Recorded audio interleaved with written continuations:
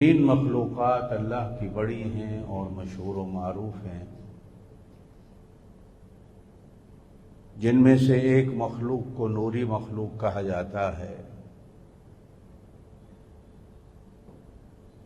جس سے فرشتے مراد لیے جاتے ہیں۔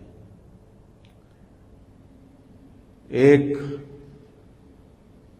ناری مخلوق مشہور ہے جو آگ سے ہے، جنات کے بارے میں مشہور ہے کہ وہ آگ سے بنے ہوئے ہیں۔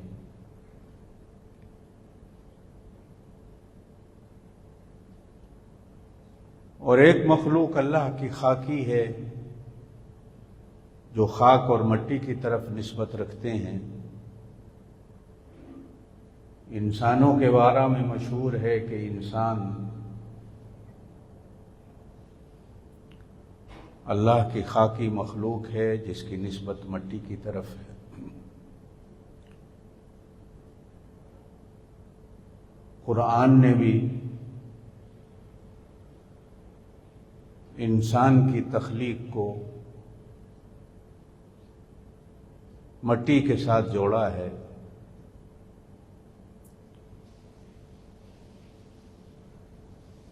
کہیں کہا کہ انسان کو ہم نے کھنکھناتی ہوئی مٹی سے بنایا، اور کہیں کہا کہ ہم نے گیلی مٹی سے یعنی کیچڑ والی مٹی سے انسان کو بنایا۔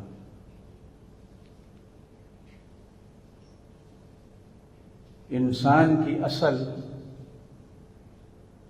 مٹی ہے۔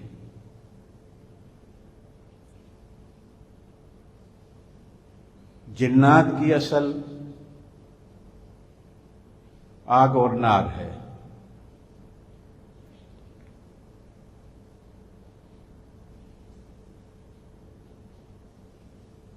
ابتدا ہی سے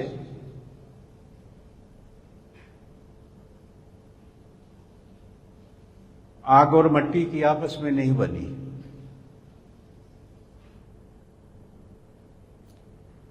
آگ سے بننے والوں نے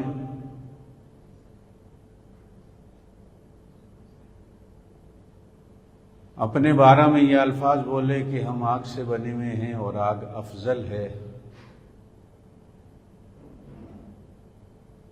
مٹی ادنا نہیں بلکہ ادنا تر اللہ کی مخلوق ہے۔ ہم آگ سے بننے والے مٹی سے بننے والے کو اللہ کے حکم کے باوجود سجدہ کیسے کریں؟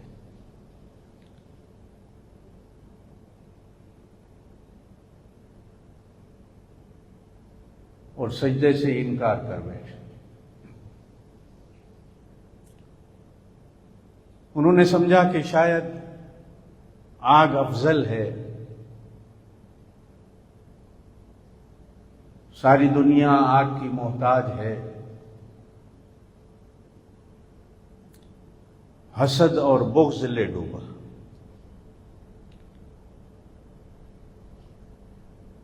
جبکہ دیکھنے میں یہ آتا ہے کہ آگ کے بغیر دنیا ہے،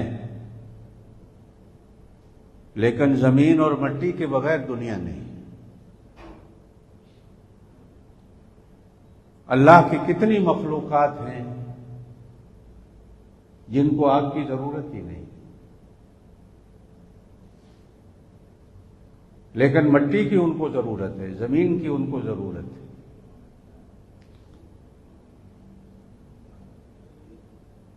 اس لیے کہ ہر مخلوق کو غذا کی ضرورت ہے، اور 100 میں سے 98% اللہ کی مخلوقات ایسی ہیں کہ جن کی غذا مٹی سے، جن کا کھانا پینا ہی مٹی سے،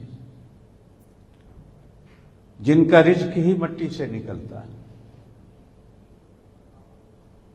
جانوروں کو لے لیں، زمین پہ رینگنے والی اللہ کی مخلوقات کو لے لیں، زمین میں رہنے والی اللہ کی مخلوقات کو لے لیں،